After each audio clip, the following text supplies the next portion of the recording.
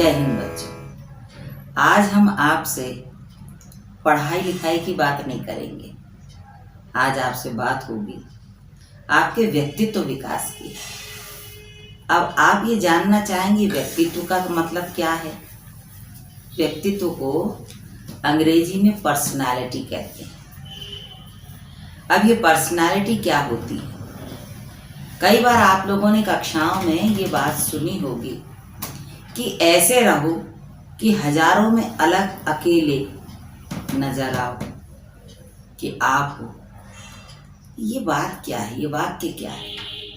इसका क्या अर्थ होता है कि हजारों में एक अलग नजर आओ?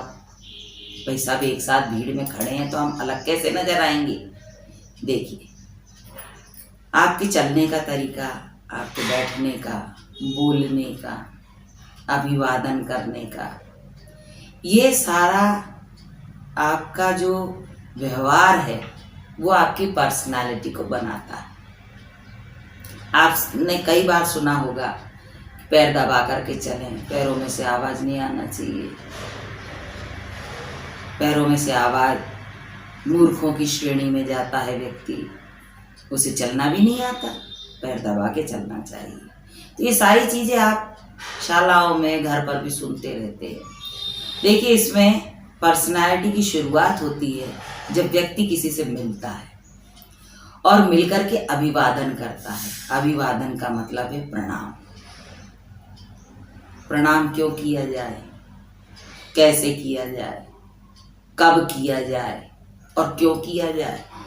4 प्रश्न है आपके आगे। प्रणाम कब किया जाए? जब हम किसी व्यक्ति से मिलते हैं तो प्रणाम करना चाहिए। अब प्रणाम कैसे होना चाहिए? हमारे यहाँ पर शास्त्रों में प्रणाम को बहुत सुंदरता से विवेचित किया है। भागवत शास्त्र में जिस भागवत को हमने पढ़ा उसमें 3 पेज प्रणाम पर लिखा गया। 3 पेज। उसमें जो वर्णन है प्रणाम का वो इस प्रकार से है कि व्यक्ति जब दूसरे व्यक्ति से मिले तो वो प्रणाम करे। क्यों करे? प्रत्येक मनुष्य के अंदर, प्रत्येक जीव मात्र के अंदर भगवान विराजमान है, प्रभु विराजमान है, ईश्वर विराजमान है। वो जिस भी ईश्वर को मानता है उसकी सत्ता उसके अंदर है। तो हम जब प्रणाम करते हैं तो ये मान करके प्रणाम करें कि ये हमारा प्रणाम इस व्यक्ति के अंदर विराजमान परमात्मा के श्री चरणों में। तो भगवान को प्रणाम हम कैसे करते हैं? पूरी श्रद्धा के साथ, पूरे विश्वास के साथ, पूरे विनय के साथ, नमन होकर के। तो दोनों हाथ जोड़कर वक्ष स्थल के बीचों बीच दोनों हाथ जुड़े रहे और इस तरह से जोड़ करके सिर को झुका करके हम प्रणाम करें। देखिए, इसका दूसरा लाभ ये होगा, एक तो ईश्वर को प्रणाम हो गया, उस व्यक्ति के अंदर जो ईश्वर है उसको प्रणाम। दूसरा, हाथों के जोड़ते ही और सिर के झुकाते ही आपके अंदर किसी न किसी बात का अहंकार जरूर होता है। अहम, किसी को रूप का, किसी को सौंदर्य का, किसी को ज्ञान का, किसी को धन का, न जाने कितने तरह के अहंकार हैं मनुष्य के भीतर। तो वह अहंकार का नाश हो जाता है प्रणाम के करते ही, सिर के झुकाते ही। 2 लाभ हुए। एक, आपको उस व्यक्ति के भीतर बैठे परमात्मा का आशीर्वाद मिला। दूसरा, आपका अहंकार नष्ट हो गया। तीसरा, आपके उस व्यवहार से और लोग जो आपको देख रहे थे उनके भीतर आपके प्रति सद्भाव उत्पन्न हुआ। कितना व्यवहारिक बालक है, कितना सुंदर आचरण है, कितने अच्छे से इसने प्रणाम किया। तो आपका व्यक्तित्व का विकास हुआ।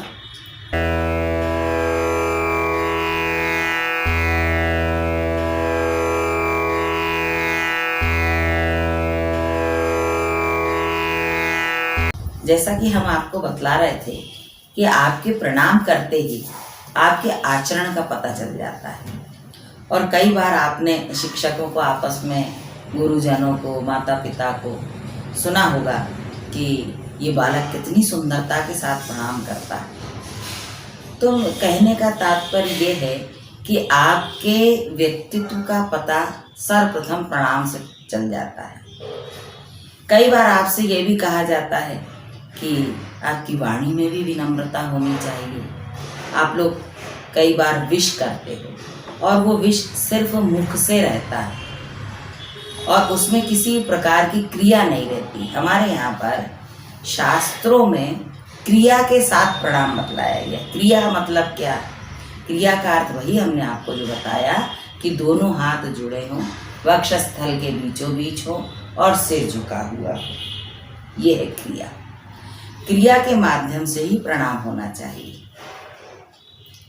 अब प्रश्न ये उठता है कि प्रणाम कब किया जाए। देखिए, बहुत कम लोग जानते हैं और जब मिलते हैं तब प्रणाम कर देते हैं। ऐसा नहीं है। प्रणाम किन किन स्थितियों में नहीं किया जाता, वहाँ बिल्कुल शांत रहा जाता है। वो स्थितियों को भी आप जान लो, क्योंकि अभी से आपके अंदर इन बातों का बीजारोपण होगा, तब आगे आप जाकर के इन सारी बातों को बता सकते हो। देखिए, पहली स्थिति आपको बतला रहे हैं। व्यक्ति यदि सोया हो तो उसे प्रणाम नहीं करना चाहिए। आपके मन में प्रश्न उठेगा, क्यों? तो सोए हुए व्यक्ति को प्रणाम इसलिए नहीं किया जाता क्योंकि उसे पता ही नहीं चलेगा कि आपने प्रणाम किया है। नंबर 1, इतना जान लें आप। नंबर 2, सोए हुए व्यक्ति की पोजीशन जो होती है, उस पोजीशन में प्रणाम इसलिए नहीं करते कि मृत प्राय व्यक्ति को उस पोजीशन में प्रणाम किया जाता है। इसलिए शास्त्राज्ञा नहीं है, शास्त्र की आज्ञा नहीं है, मर्यादा नहीं है कि लेटे हुए या सोए हुए व्यक्ति को प्रणाम किया जाए। आपके मन में एक और प्रश्न उपस्थित होगा कि व्यक्ति लेटा है लेकिन सोया नहीं है, जाग रहा है, तो क्या हम प्रणाम कर लें? नहीं, तब भी प्रणाम नहीं करना है जब तक वह उठ करके बैठ ना जाए। ठीक। नंबर 2, व्यक्ति यदि शौच के लिए जा रहा हो। शौच आप जानते हैं, हम प्रातःकाल उठ करके फ्रेश होने जाते हैं तो उसको शौच कहा जाता है हमारी हिंदी भाषा में। तो शौच के लिए जा रहा हो तब भी प्रणाम नहीं किया जाता। शौच से आया हो और बाहर आने के बाद में यदि हाथ भी धो रहा हो, हस्त प्रक्षालन कर रहा हो, तब भी प्रणाम नहीं किया जाता। जब वो उस कार्य से निवृत्त होकर के आकर किसी आसन पर बैठ जाए या खड़ा हो, तब आप प्रणाम कर सकते हैं, उस क्रिया से निवृत्त होने के बाद। तीसरी बात, पीछे से प्रणाम नहीं किया जाता। ये तो बड़े बड़े लोगों को पता नहीं है। आप तो बहुत छोटे छोटे बालक हैं, लेकिन आप सीखो।